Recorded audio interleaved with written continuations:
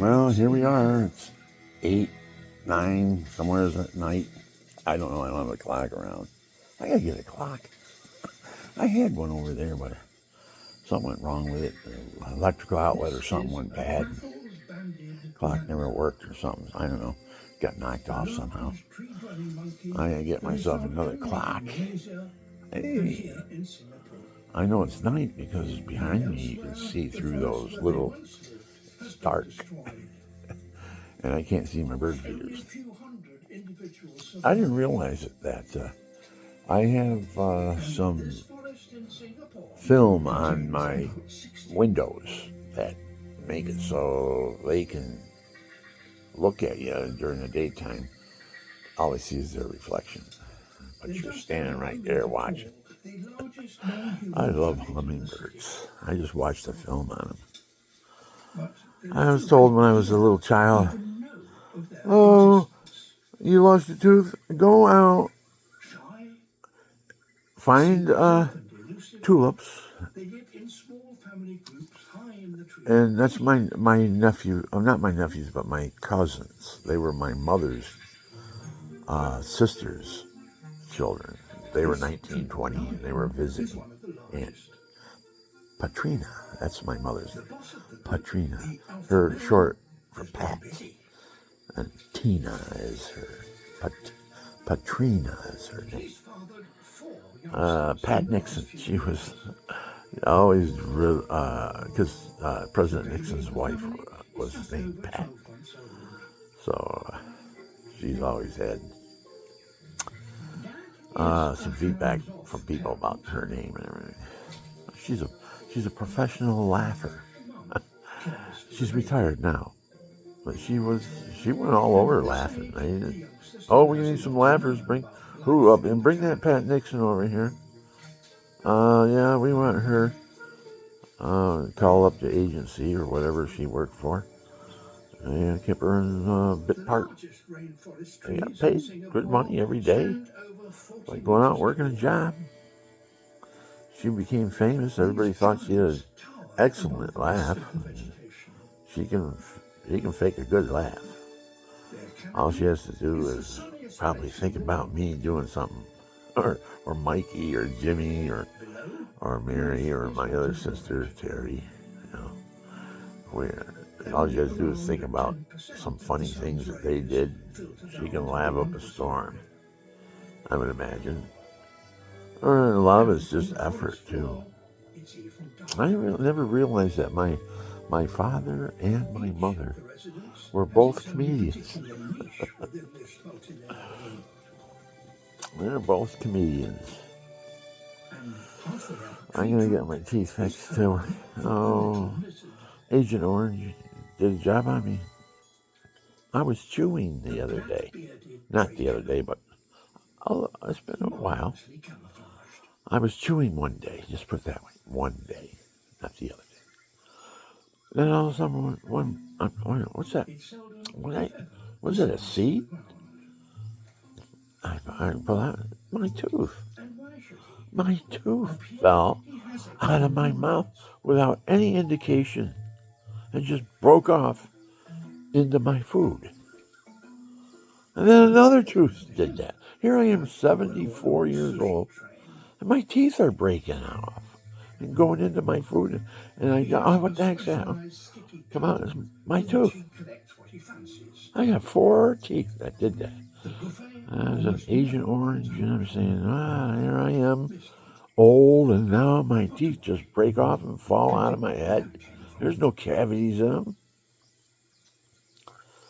There's no cavities. Why didn't they ache? If they were rotted or something. They didn't. They just broke off. Now I'm eating on the roots. The roots, it's just like a tooth. Because it busted off right at the root. Well, now I can still chew. I can still chew up meat. I can still eat meat and everything. But what this film is right now, I've been asked by my own subconscious to make sure you make the world aware about the Japanese beetle. Because I had the fine line between sanctity and sanity was broken with that little critter down my ear. I walked by a bush, unaware, walked by a bush, nothing in my ears. I don't have earmuffs on or earplugs in or anything because I'm out working in the yard, which everybody should put something in your ears because the ticks and everything else that feed off your blood go down the ear. Or you find them in the nape of your neck or in between your crotch or someplace where it's, you feel irritating it on and there's a tick or something. Because that's what a Japanese beetle is. It's a giant tick. Purple martins and swallows eat them. So far, I found out. There's probably a lot of other birds that do. It's good to have a purple martin house around your dwelling. Swallows, what they like. I think they like a little box with a inch and a quarter hole in it or something like that. I'm not for sure, but you have to look it up. See how big their hole has to be if you make them a house. And that's going to be one of my main projects here. I'm going to make a purple martin house. Invite the purple martins in, so whatever flowers or nectar, or, I don't know what they eat. But I got bird feeders all around my property. 3 windows. Front window, I have it covered with that film that you can see out, but they can't see you during the day. But at nighttime, they can see everything, so you got to put shades up and close the shades and all that. Then I have a mirrored window in kitchen. I just put a couple feeders in a hummingbird feeder. And then I put 2 plants, the kind of plants the hummingbirds come to. They have a few flowers on them because they were out in the sun and the sun ate them up. So I put them on the shady side of the house. So they'll get the morning sun and hopefully start blooming again. And I'll keep them watered and everything. When if they're blooming, I'll have all kinds of hummingbirds.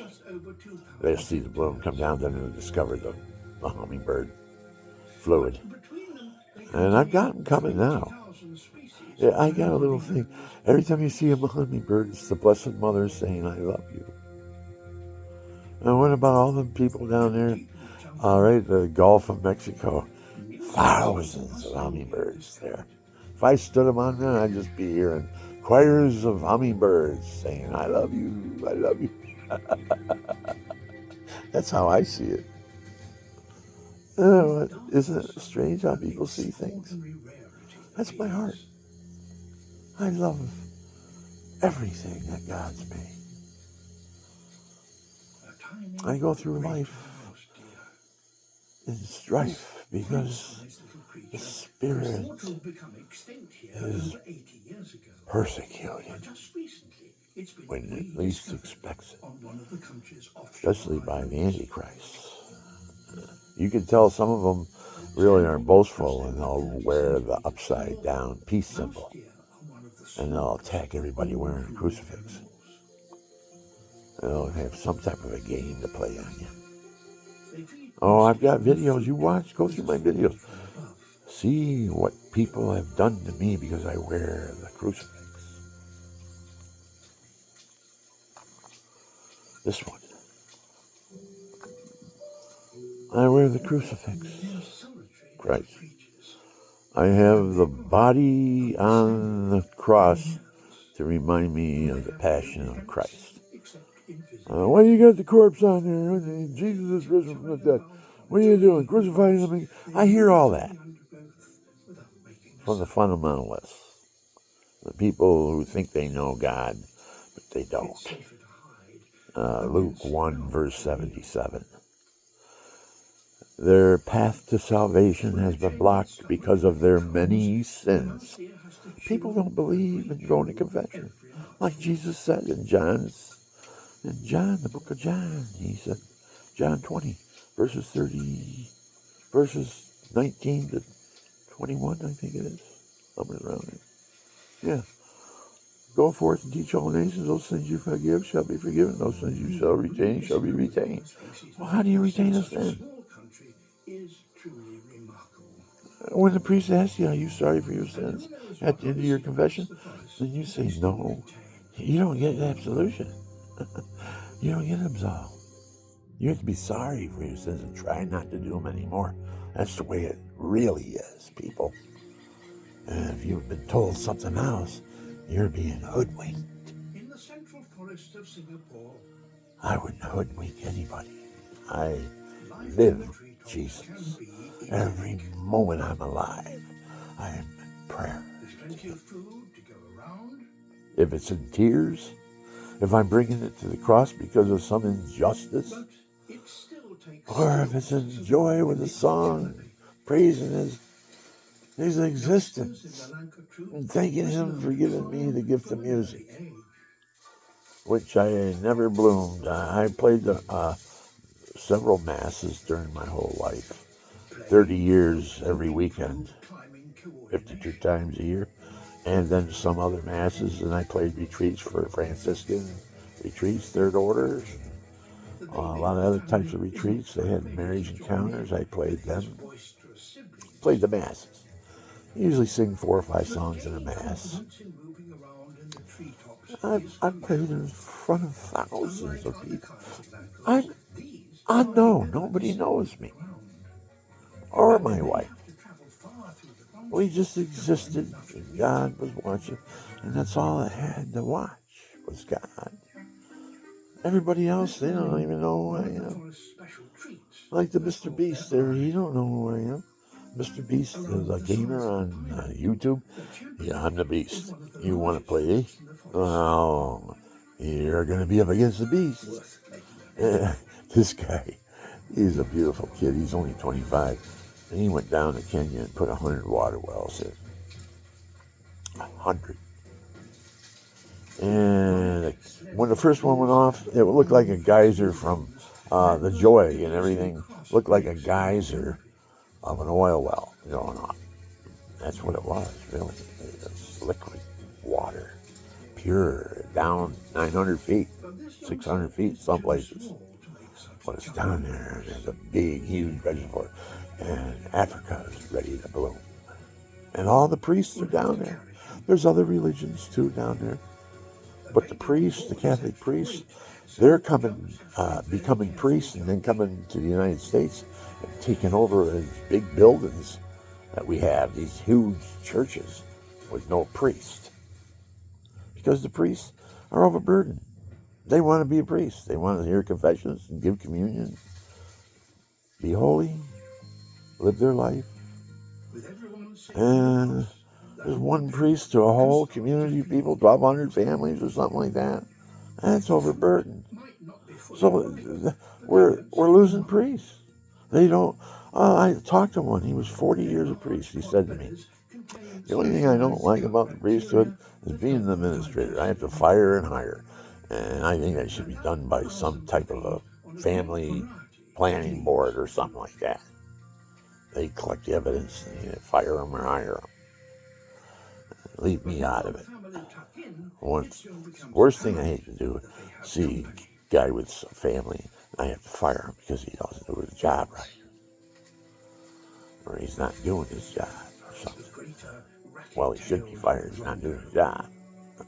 Well, who am I to judge how hard he should work or how right he is? I'm not. I'm only in there to forgive sin and say Mass.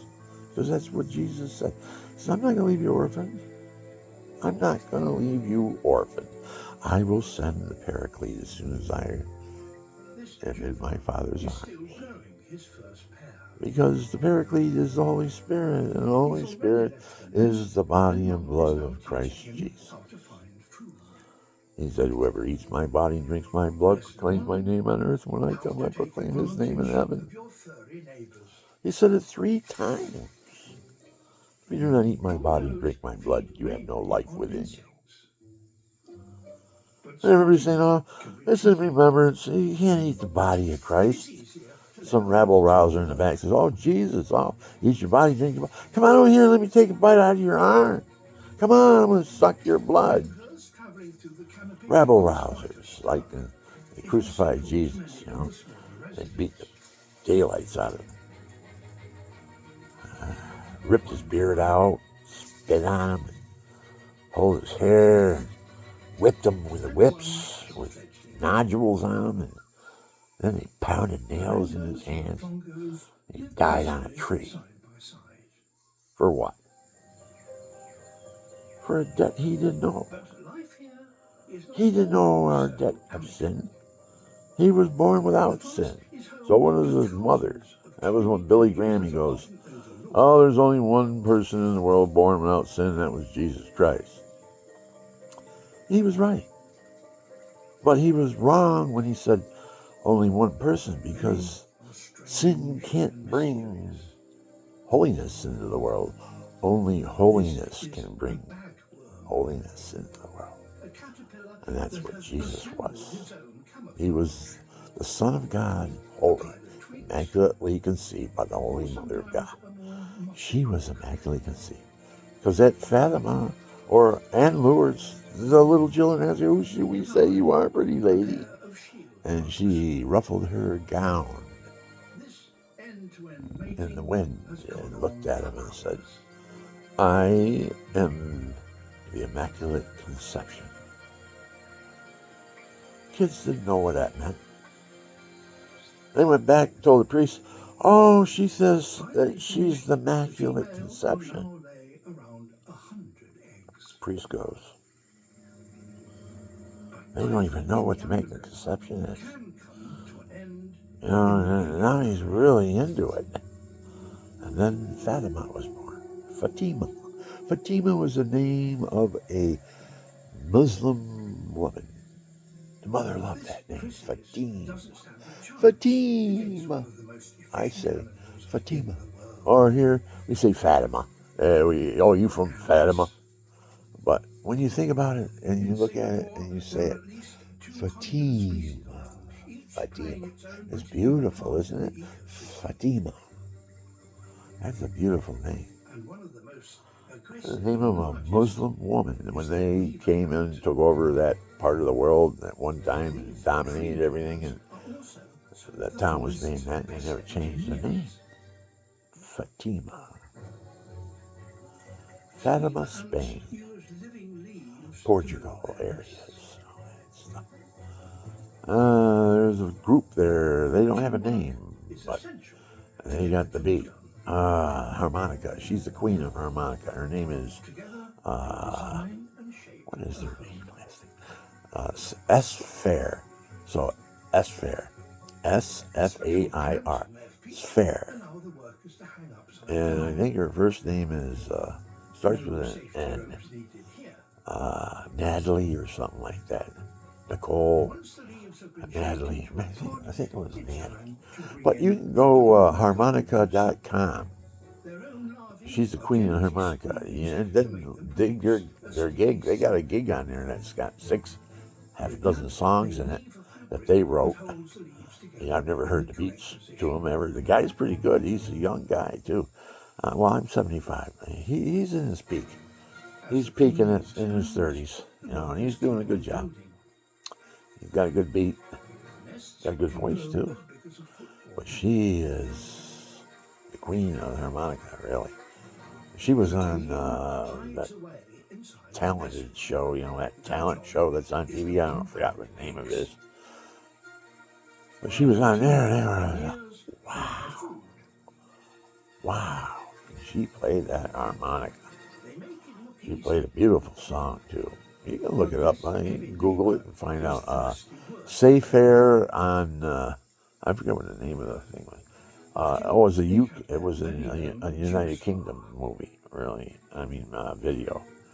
Because their people weren't the same people that we have that judge if you're going to win the gong or whatever it is. I watch it once in a while. I get really excited, too. Some of these guys are really something else. And they got good talent on there. It's a good show. I like it. And there's always a sarcast on there. The guys that everybody doesn't like, and he's always saying, you stink. I don't like your voice. You're out of tune or something. Yeah, I don't know, but that's the way that he comes across. Because all the people, I don't know. Is that to generate hate? But they get on her side. They were all clapping and they were going, "Oh man, what are you saying that about her for?" And then they clap, and she'd make a response, and say fair, SFAIR, harmonica, harmonica class. It's harmonica class, but I think they live off the K. They just had the CLASS, so harmonicaclass.com. And you can join her. I think it's $189 a year. And she'll teach you. She swears it. She'll teach you with her modules. She has these slow down or speed up modules.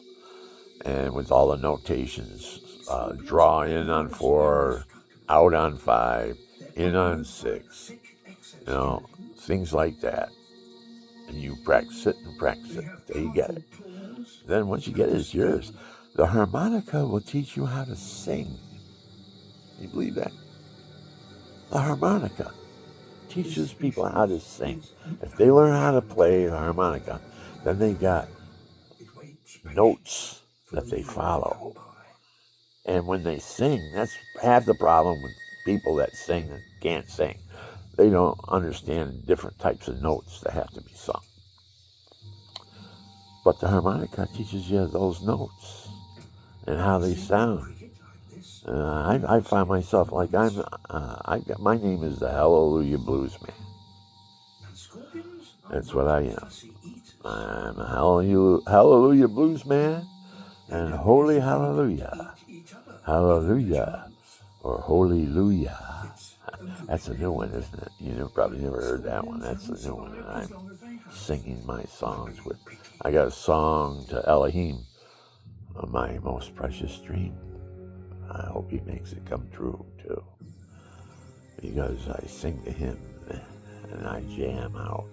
You gotta see some of it. And I don't have a CD yet, but I did put some of my songs on there that aren't fully dubbed in yet.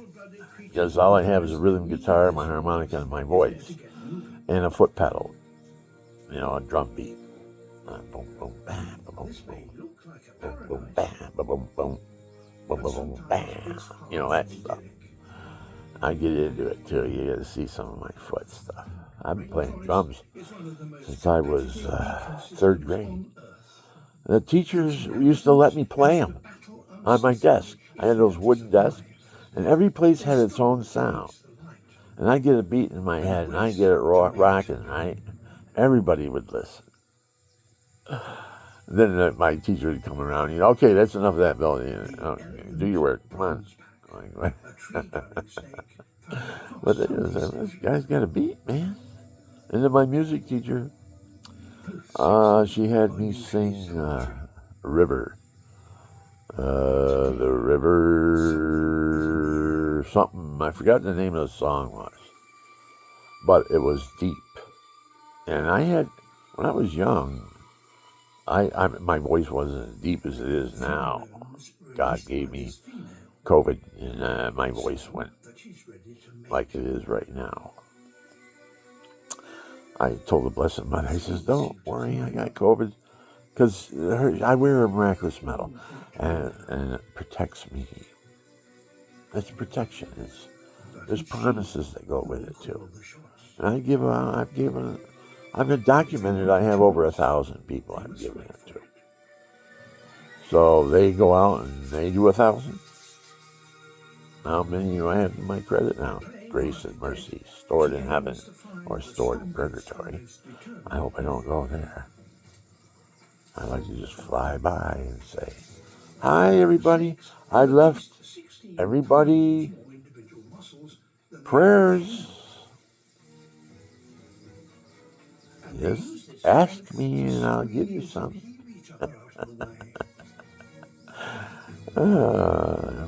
I go around, comb my hair and everything. I take all the hair out of the brush and everything. I roll it up and I got a ball of hair, right? So I'm wondering, hey, if God makes me a saint, these balls of hair, everybody's going to want one. or a piece of it or something, I think I'll save them. So all through my house, you open up a drawer and you say, what the heck's that ball of hair doing? I left all kinds of artifacts around when I die, and God reveals that I was a saint on earth. That's what I'm hoping. I'm hoping I reach sainthood. I've given up everything. I've been celibate 25 years. I'm not saying God owes me. No, I really believe He exists. I remember myself, I was a little kid, 5 years old, standing in front of a tulip, waiting for it to open up, because I was told the fairies lived in tulips, and they'll come out of the tulips first thing in the morning. I know, wow. The reason why is because I lost a tooth, my first tooth. And my cousins were visiting. He said, "Oh, put it under your pillow." And the fairies will come. They use them for wands, and they'll leave you some money for it. I said, really? Okay, I put it under my pillow. I get up next morning. Sure enough, man, 35 cents. 35 cents. That was 35 bubble gums. 35 Tootsie Rolls. I was a rich man. Where do these fairies live? I said. And my cousins, they're 19, 20 years old. Oh, they live in the tulips. You have to get up early in the morning, though, when the tulips open, because then you'll see the fairies fly. And you got to watch out. They're quick. Zip, zip, zip. They're fast. So I said, oh, okay.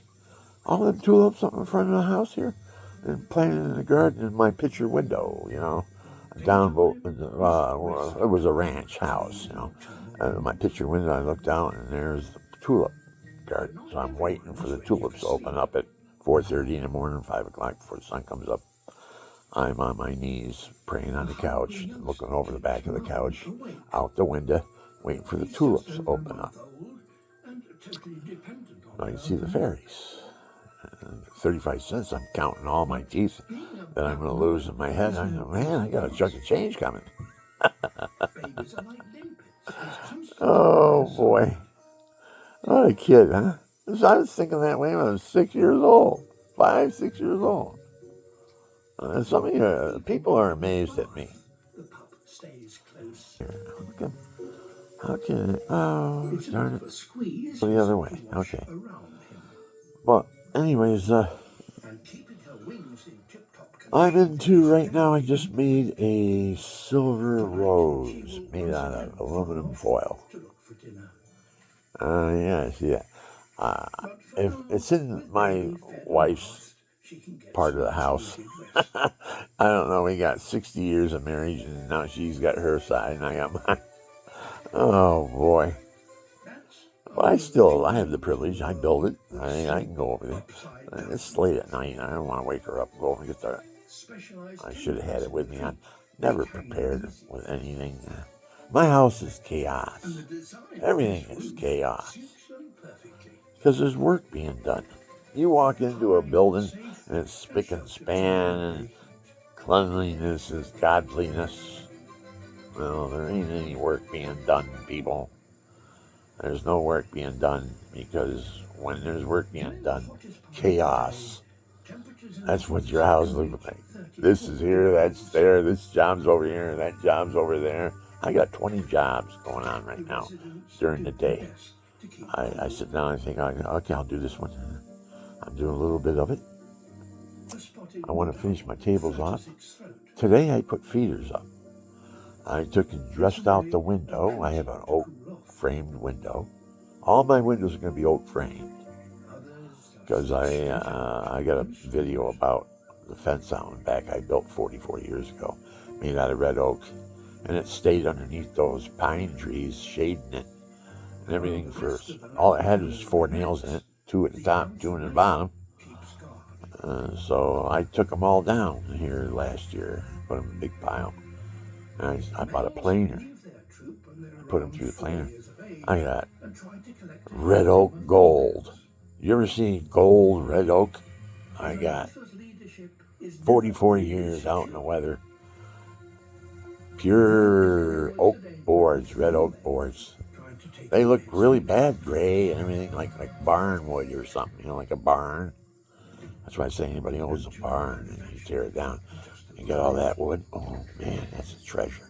All you gotta do is buy a planer, plane it down, a couple times through on each side, and it's a brand new board, seasoned, weather, seasoned boards. You can't buy them in stores. You can't buy wood like that. There might be some place that sells wood that I don't know about, but yeah, it's a fluke I had that. I put that fence up 1980. It was at 24 now, so that's 44 years ago I put that wood up. The guy out in back had dogs, hunting dogs. And I don't know, I was trying to block the smell of them.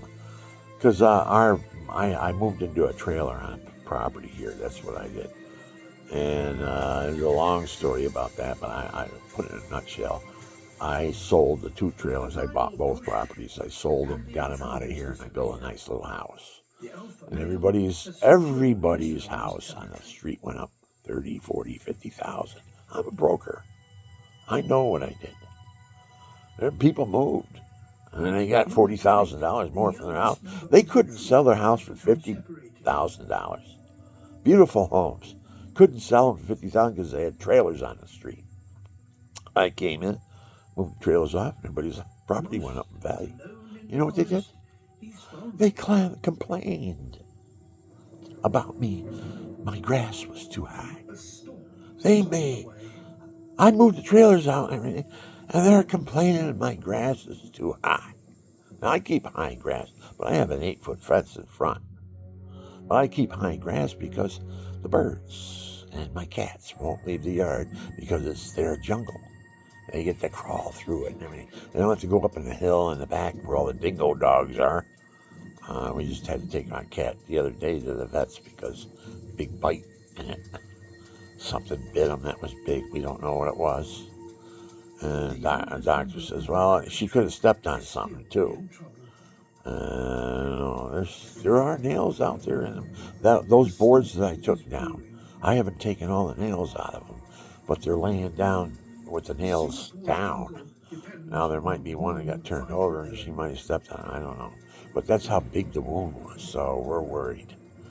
If they leave the yard, they go up that hill, they're dead. Because on that hill is everything. Everything. There used to be huge oak trees up on that hill. That's another video you gotta listen to, too. I got ripped on that one. I used to go up there hunting all the time, sitting under the big oak trees. You can't even put your arms around, they're so big. The stories in there. Some guy from Deposit or something came down here, bought the property. I could have bought it for $30,000 when I first moved here. The guy wanted to let me pay $300 a month for it. So I paid it off.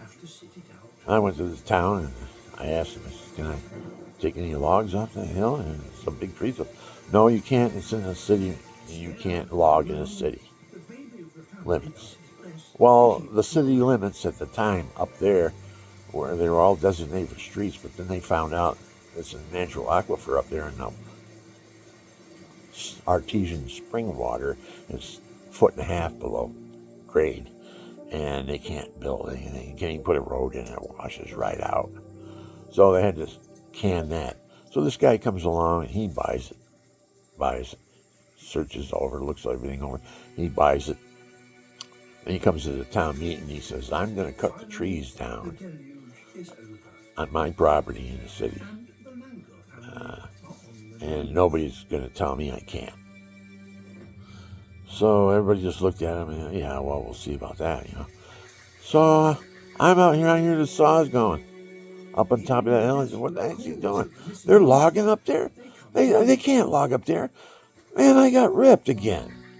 They told me in the city that I can't log up there. So I didn't buy the property.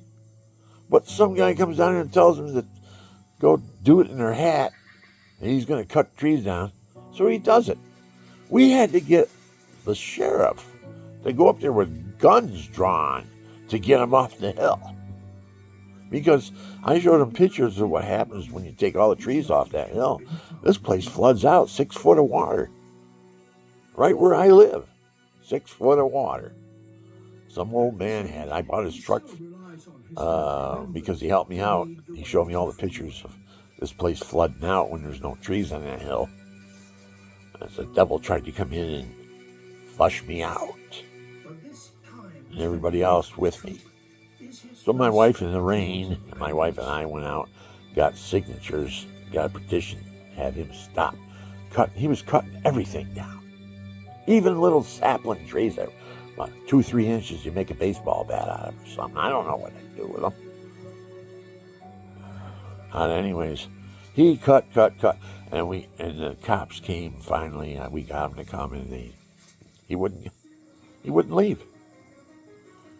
So truck after truck after truck came down on that hill with kids playing in their front yard. These huge trucks going by while they're out in their front yard playing.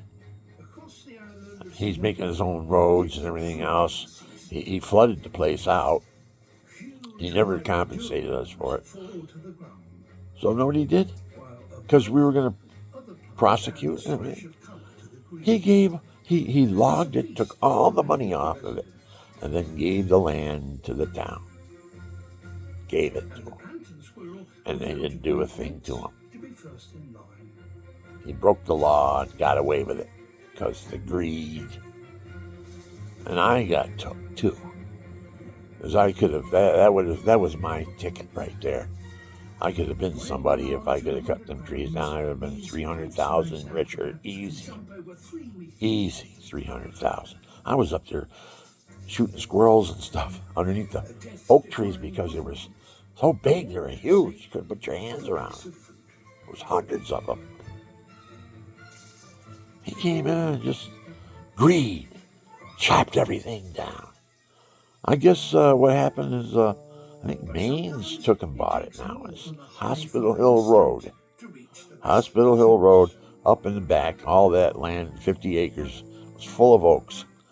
Whoever bought that land should have went and chased that guy down because he raped the land illegally and get their money. I would. Get a good lawyer. Make him pay. If I owned the property. The Maine should do that. I think he's the one who owns it. Because he built a beautiful home up there. $1 million home. I have a buddy that is an excellent carpenter. He does all custom. He taught me how to do everything. He's a good friend of mine. His wife just died too. God bless him. I don't know. He won't talk to anybody, or he won't get in touch with anybody. I want him to come over and have a nice dinner or something like that. Sit down, tell me what his plans are, what's happening, or tell me what happened. Because I don't know. I don't know everything that happened. I was good friends with him for many, many years. And every job I did, he was on it. I gave him $300,000 when I turned to be a broker. I brokered a job and made a agreement with him, verbal agreement, because he's my friend, that I get 3% of the work I give him. And I introduced him to the person. And the guy remodeled all of his apartments and everything with him.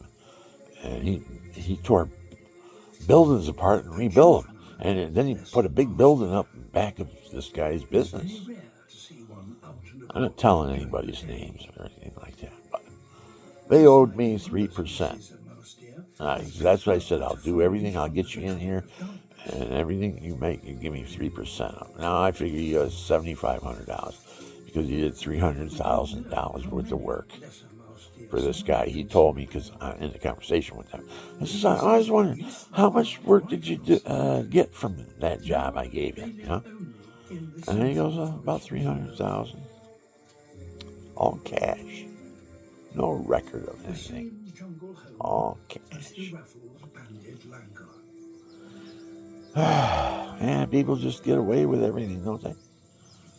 But anyways, I got ripped there, and they never paid me, and now he's wife died, and he thinks about me. He don't want to come around. He's got that money. As I know he's got it because I think if his wife passed, he was a chunk of change. He's going to get a pretty good chunk of change. And she just sold the house. I sold it for her. That's another fiasco. I fell off a scaffolding and broke my back just about. Everything in it I broke. I had a big bruise on the back. I put it on the internet. It's on Facebook, BillNixon.com or Bill Nixon Facebook or whatever it is. Or William D. Nixon. It's on one of those. I've got 3 Facebook pages. William and Susan, or Bill and Sue Nixon. And then there's BillNixon.com when I had my business, and Carousel Capital Realty. That's the name of my business. Carousel Capital Realty. List with me and minor repairs are free. My phone was ringing off the hook. I was going to take this place over, people. And I fell off that scaffolding and broke my back. I'm thinking now, I'm saying I would have been stepping on some pretty big feet if I would have took over the business around here. Because the people that are in real estate around here are very wealthy. And they might not like it. And I might find myself compromised somehow. And I did. I put my listings on. Had a beautiful home, $250,000 home, easy. Solar, everything, a huge, big, beautiful garden out back. Oh, beautiful place. She was too old to live in it, take care of everything. So she moved out in a nursing home, and her son was in charge of selling the house. So he calls me up and he says, Bill, he says, I'm looking for my house on the internet. I don't see it. Did you put it on there? And I says, yeah, I see it. I went to the computer. There it was. I says, it's on there. I got it on right now. He says, well, I can't get it. I says, wonder why. So I call up down there. And my friend, John, his name is John.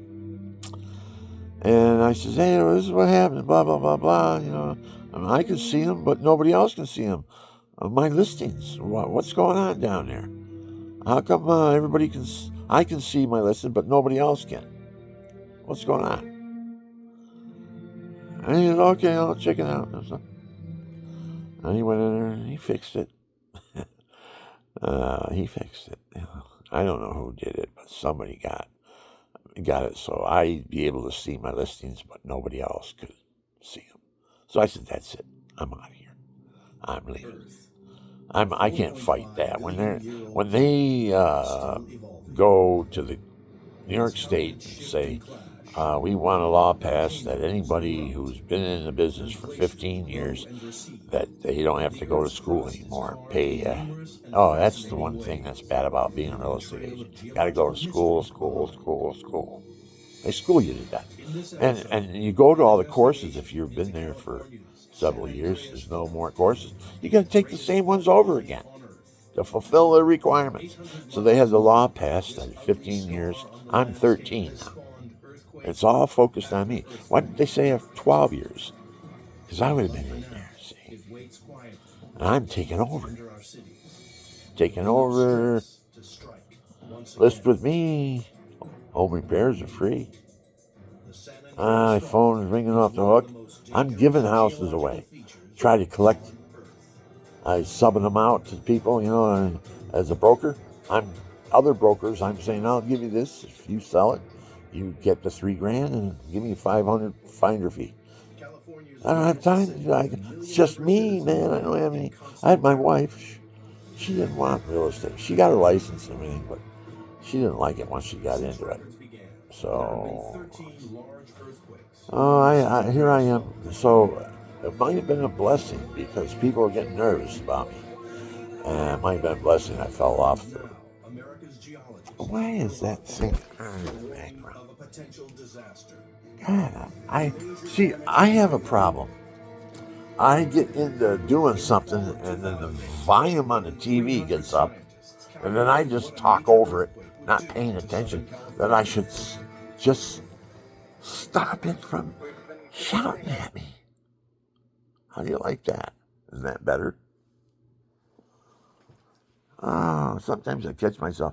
I look for things and it's right in front of me. I can't see it. You ever do that? I don't know. You get at a certain age where that happens, people. And what this whole thing is, I'm trying to make a warning on this tape right now. The Japanese beetle. Watch out. It's a killer. It almost killed me. If I hadn't have done what the spirit told me to do, I was going insane. It was sucking my blood out of my brain. It went down my ear and into my canal and leached on and started sucking blood out of my brain. I'm screaming and hollering. Oh my God, what a pain that was. The worst pain ever. I've had kidney stones. I've had operations. I've had my nuts tied to a 2x4. I'm not kidding you. A doctor did that. Oh, I can fix that. Because somehow I was ruptured when I was a child, 1.5, 2 years old. Something happened. They were thinking it was a babysitter punched me in the balls or something. I don't know what. Knocked the ball up inside me. My mother said, "You were born that way." I don't think so. I wasn't born that way. I don't know what she's saying, because they don't want the guilt. They make somebody babysat me and punch me in the balls and knock them up my side. I had an operation, and the doctor says, "I can take care of that. Don't worry about it. I'll take care of it." I wake up in the morning after the operation, and I felt something on my left leg, and I fell down as a 2x4. They had wrapped with surgical tape. They had wrapped a 2x4 around my leg and pounded a nail, not screwed a nail, pounded a nail in the board and tied a string to it, and then went up to my testicle that was up the side, pulled it down into the sack, and ran that string through it back to the 2x4, tied my nuts to 2x4, my nut. My friends would come in. So what did you do? Oh, you want to see? And I said, well, yeah, you can see. And I lifted it up. And you want to look? Started laughing they started laughing. Oh, Nixon's in the hospital with his nuts tied to a 2x4. That's all. And I said, guys, it started making me laugh, because it was so funny. There's somebody in the hospital, their nuts tied to a 2x4.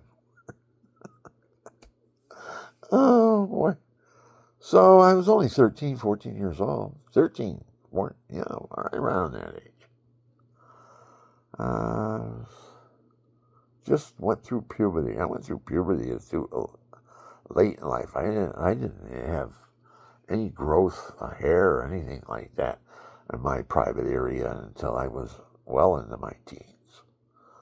I wasn't fully mature until I was about, to produce, but I never did produce. So Agent Orange took care of that. I went over Vietnam, came back, and I was allergic to my wife. She broke out, I broke out.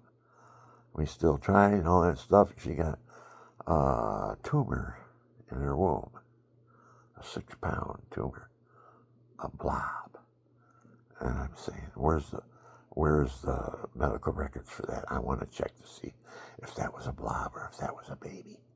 All the records have been destroyed in the flood. All the records? Yeah, I don't think so. Somebody's got those records somewheres.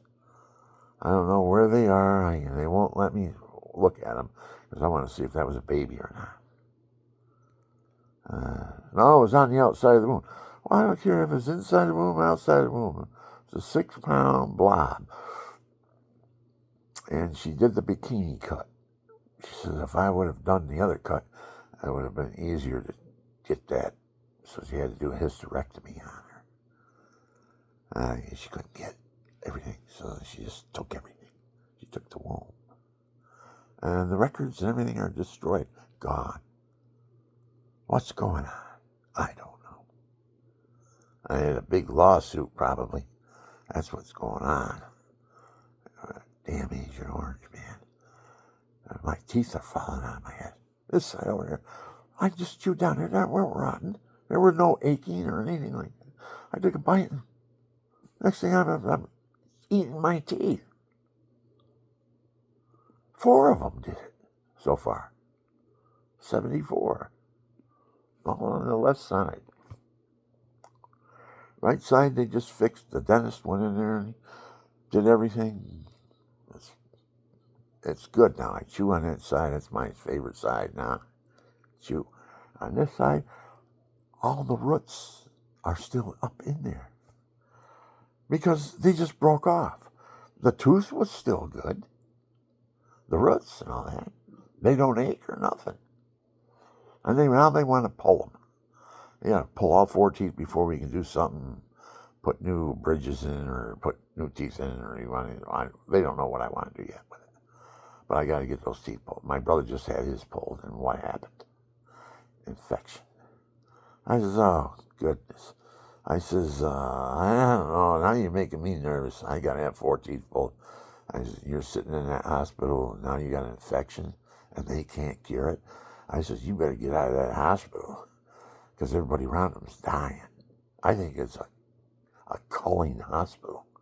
All the people that are going to die go to that hospital, and they die off. My brothers, they're amazed because he's died twice. Once he was drunk, and he was downtown in that area where they'll rob you if you got $2 on you. And he was there, and he got in a fight with his buddy, and his buddy had a gun, I think, and he told him to get out of the car. And he got out of the car, and he's trying to make a phone call. He's making a phone call, and this truck pulls up. It's got a big, huge black man.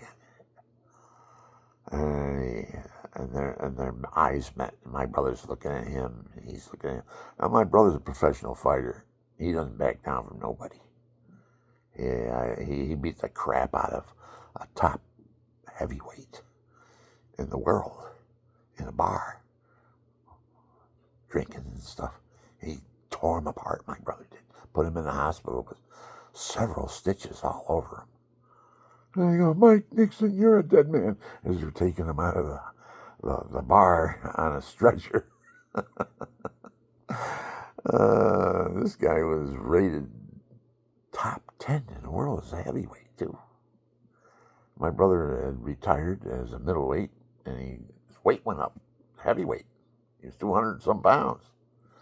And this guy challenged him in the bar and didn't realize that, hey, you're fighting a heavyweight, and you don't have any gloves on, and he's fast as a middleweight. My brother tore him apart. And like he did the African champion. They took that fight away from him, too. And 5th round, papers the next day says, the Nixon battleship came out with both barrels going, the American battleship, and down went the champion. After 5 rounds of that battering, he hit the floor face first. Wham! Out cold. My brother's now the new middleweight. All middleweight. Not just the whites and the blacks. This guy was the champion of both the white and the black. Kurt Stein, his name was. I don't even know if he's alive still. But, he was up for getting a title shot. So they had to take him fight one of the big guys.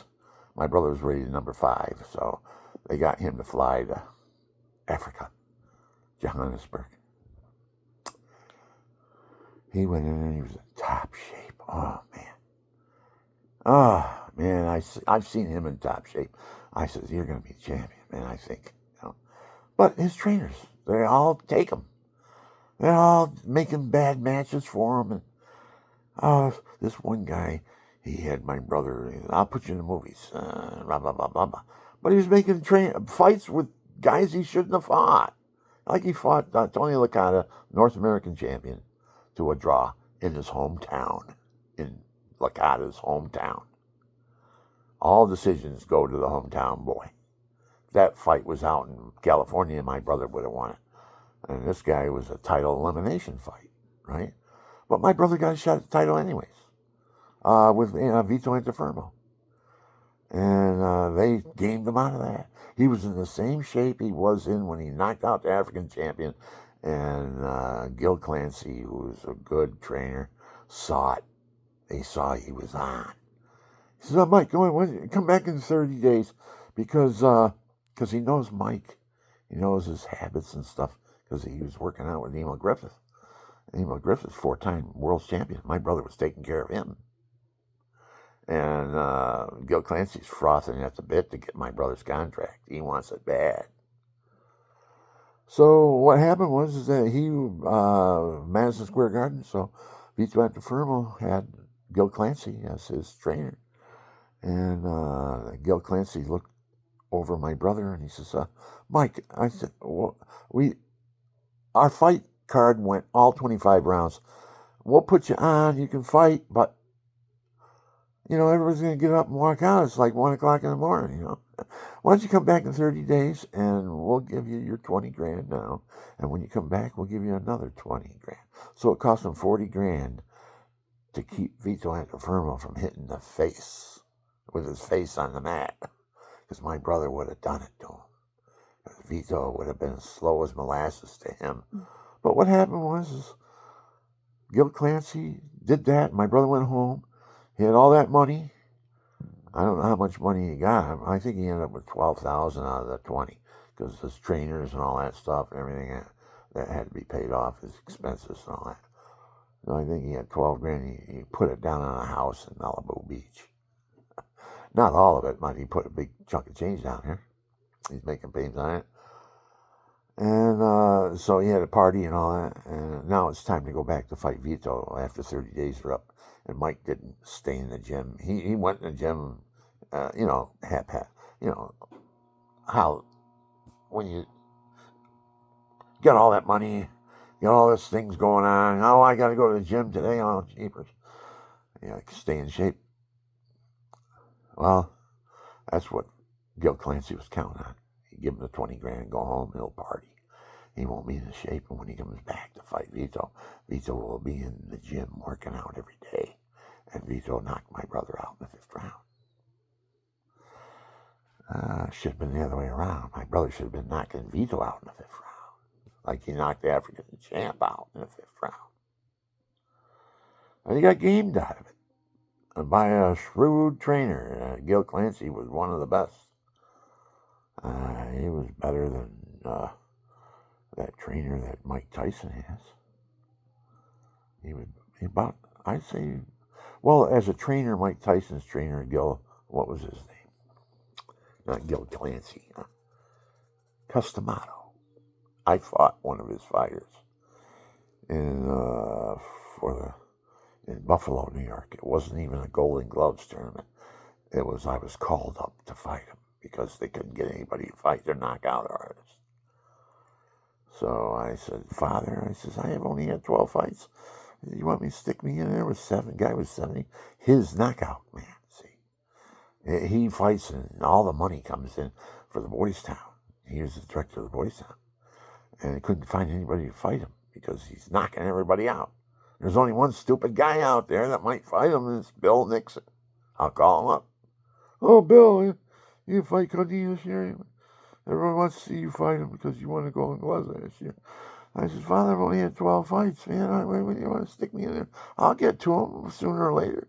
I can't fight him right now. And I just thought you can help out the Boys Town. Got that in my head now. He says, okay, Father, I'll come up and fight. I came up there. So the first thing Father does, he says, how much you weigh? I says, well, I'm 5 pounds overweight. I'm like 165. Oh, man. Our fighters, he's like 154, 156. You're going to have to lose some of that weight. So he had me spitting. I'm up there doing him a favor, and he had me spitting in a toilet, sitting on it, trying to lose. I lost 4 pounds. Spitting and everything all day long.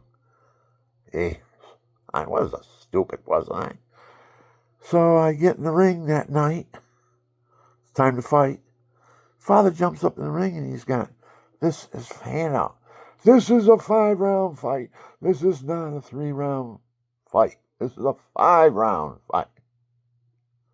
Right there, he made a professional out of me. I'm not getting paid, though. I didn't say nothing. Thinking in my head, if I can hit him, I'll only need 5 seconds. And that's what happened. I got up out of the corner, and I was left-handed. And Cudney didn't know, Rocky Cudney. He didn't know I was left-handed. Naturally, I just box right-handed. I box as a right-hander. So my lead punch is my power punch. And when I came out of the corner, I leaped and threw my punch, and I hit him right here, right. Well, on this side here. If I'm looking at you, I hit him with my left hand. I hit him right here as hard as I ever hit anybody. And he's looking like this. Here's what his eyes look like to me, because it scared me. He's going. And I'm going, are you okay? Dumbass. Are you okay? And he went into the singing, wham, hit me on the jaw, and I was out cold. That was it. Father got his money, and he gave me a glass of wine. Big one, too, after the fight. He says, I remembered last year, he says, you ran around the ring with a flag in your hand and a crucifix in the other. And if I would have saw that, I would have went up, I would have slapped your face. Yeah, bringing the crucifix in the ring. I would have slapped your face. So he's paying me back now. I find out I've been set up. So he gives me a glass of wine, and I drink it down. I'm feeling guilty now. When I did last year, Jesus with the cross and the American opportunity. I gave the glory to God rather than glory to myself. And I was looked down upon. We'll get him. Oh, he runs around the ring, and we'll put him in his place.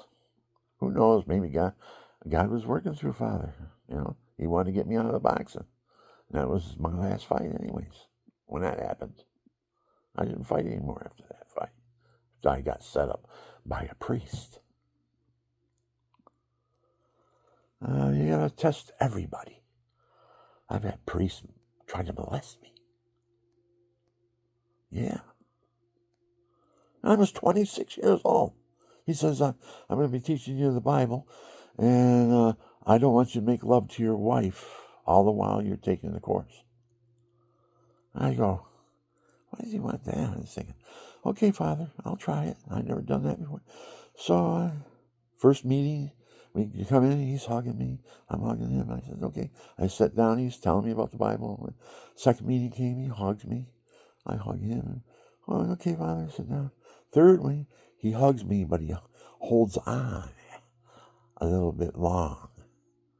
I'm thinking, what the heck?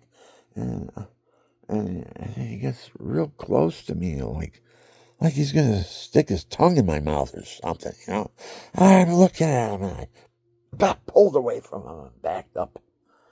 And I went on the other side of the desk, because there was a desk there. I went on his side. He's on his side of the desk, and I'm on my side of the desk. And I'm going to the left, and he's going to the left. And I'm going to the right, he's going. So he starts laughing.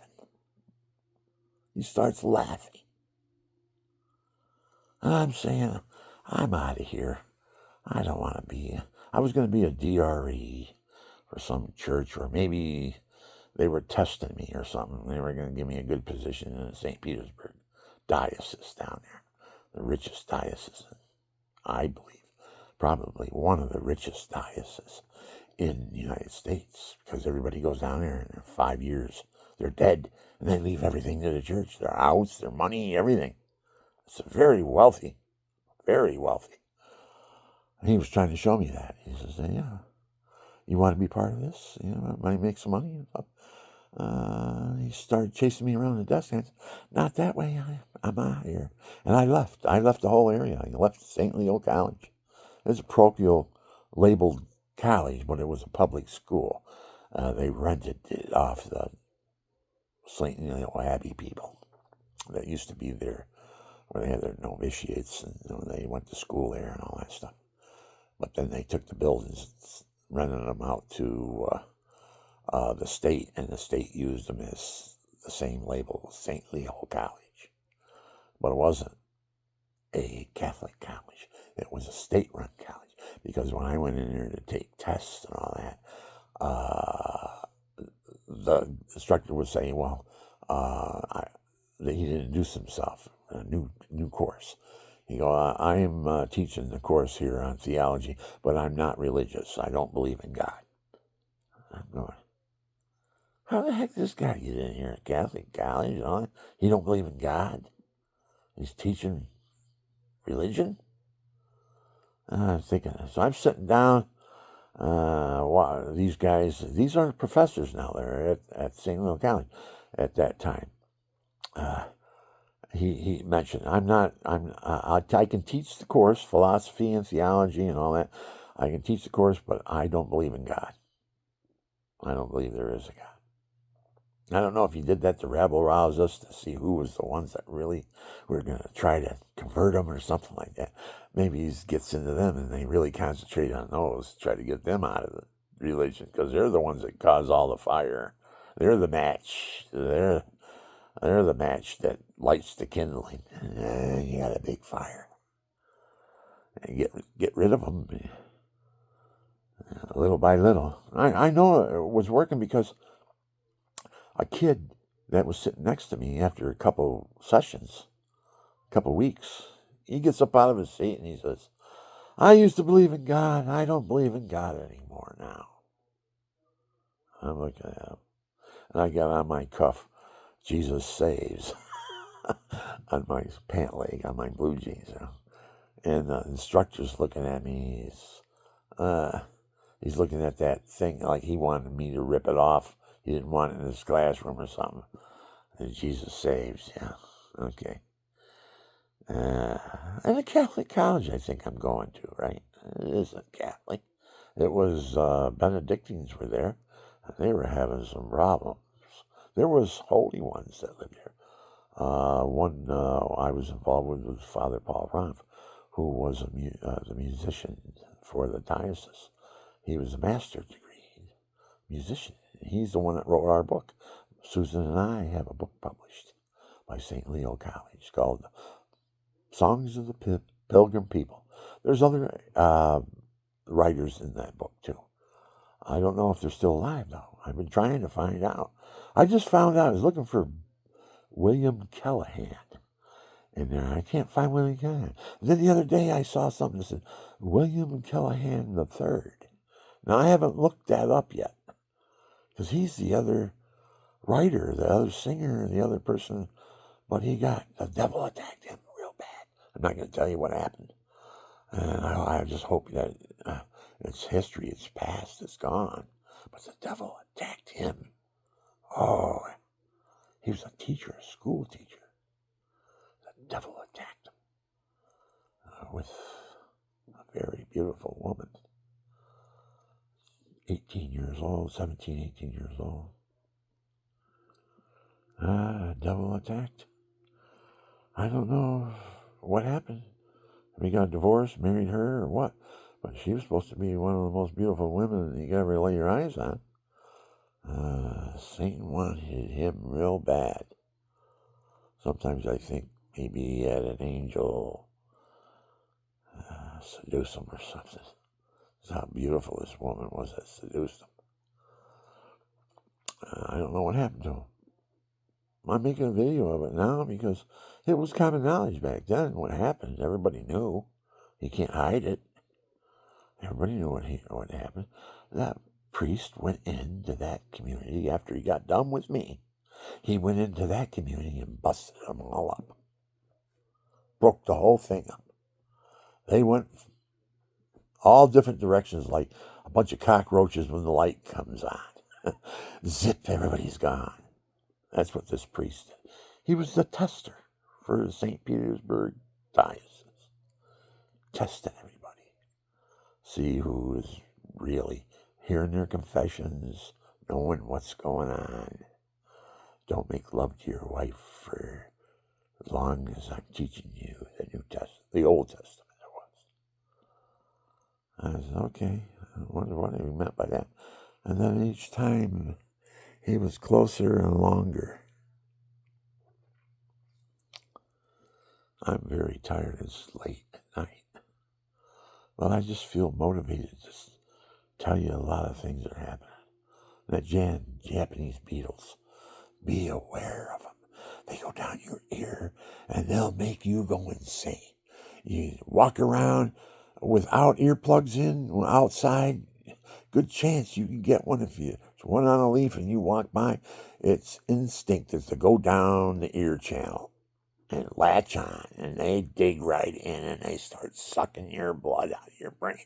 And it's excruciating pain, the worst pain I've ever experienced. Ever. I would think getting your arm chopped off would be less than what that I got with that damn thing down my ear, sucking the blood out. How I got him out is the spirit told me, peroxide. Put peroxide down your ear right now. Run in the house, put it down your ear. So I ran in the house, I got peroxide, put it dug in harder. I'm screaming. So I put that peroxide up to my ear and I let it go. It was in a plastic bottle and I let it all in my head. It plugged my whole head up. And then finally, the Japanese beetle let go and I turned my head to the side and it fell out on the floor, spilling my blood. I put a white napkin under it. I got pictures of it. It's on the internet. I took it and reported it. Nobody did anything. No, I called up the news. I called up all the channels around here. No one ever even, that I know of. Maybe they did. I don't know. I don't watch their news. I don't know. Maybe I say no one did anything. I don't know if they did or not. But I did. I called everybody. I called everybody that I could in my hometown area. This is national news, though. There's only two birds that I can find so far that eat Japanese beetles. Swallows and purple martins. They eat the Japanese beetle. And we should have a lot of them around, because if they get out of control, they're so out of control now is that they have kits. A Japanese beetle kit costs you $8. They should be given away for free. Because if your children are out in the yard and those things accumulate, and to where they're everywhere, which they are now, but worse, they'll go down your child's ear, and you won't know what's going on. They'll be screaming and hollering, bloody murder, screaming. I think a lot of animals get them down their ears, because we had cats that went berserk on us. They go through the bushes and all that stuff. One gets down their ear, starts sucking their blood out of their ear, and it drives you nuts. You start flipping around like you've been shot or something. Head. You're shivering and moving around and screaming. Oh, it's the most horrifying experience I ever experienced, people. A Japanese beetle. I thought, Japan's getting us back. Why did they call it the Japanese beetle? I don't know why. But I'm thinking, Japanese beetle in Japan's getting us back. They sent it here. It's going to take and make us all go insane, that damn thing. And it gets down your ear, it will latch on it's a tick. I don't know why they call it a beetle, because it's got a hard shell. So they call it a beetle. But it's a tick. It gets down your ear and it digs in and it starts sucking your blood. Because when I turned my head to the side and it came out, because it let loose and it came out, because I had flooded it with peroxide. I just didn't like the peroxide, that's for sure. My ears and everything were all clogged up, because as soon as I put it in there, I couldn't hear anything because there was so much in there. And that let loose and fell out. I put it on a napkin and put a dime next to it. It wasn't as big as a dime, but pretty big. And I got 4 pictures of it. I put it on my YouTube. I'm gonna upload them onto Facebook, maybe. I'll do that. But I've already wrote a few articles, or did a few videos. Writing my transcripts. All my videos, you can ask for the transcript on, because I've done it. I've gone in and I said, well, what did I say? Where did I say that? What line was that? And it's in the transcripts. So all you have to do is go to my transcripts on each video. All of them have it. If you want to write a book, I've got 220 videos on here, ranging from 4.5 hours down to 3.5 minutes. 3.5 minutes are usually a song I'm singing or something like that. But 4.5 hours, I'm talking about everything. 4.5 hours, like I am right now. Because all this stuff I'm telling you is a repeat, really. Nobody's watching my films. How many people? 361. How long? 3.5 years? 100 a year? I don't know. Is that good? Is that bad? Oh, I got to create something that everybody's going to say, oh, you got to hear this guy. Oh, you got to listen to this guy and give it to everybody. Oh, the people look at all my videos. All my videos are devoted to the children in Kenya because they go down there and try to drink out of the river, and it's turd infested everything, and brother lives in that river. And it's a drought, so they go out in the middle of it, get a bucket, come back in 55 pounds or 44 pounds it was when I hear. They don't quite fill the bucket up because a gallon weighs 8.6 pounds. That's American. I don't know what it is in liters or whatever it is. I never got into that.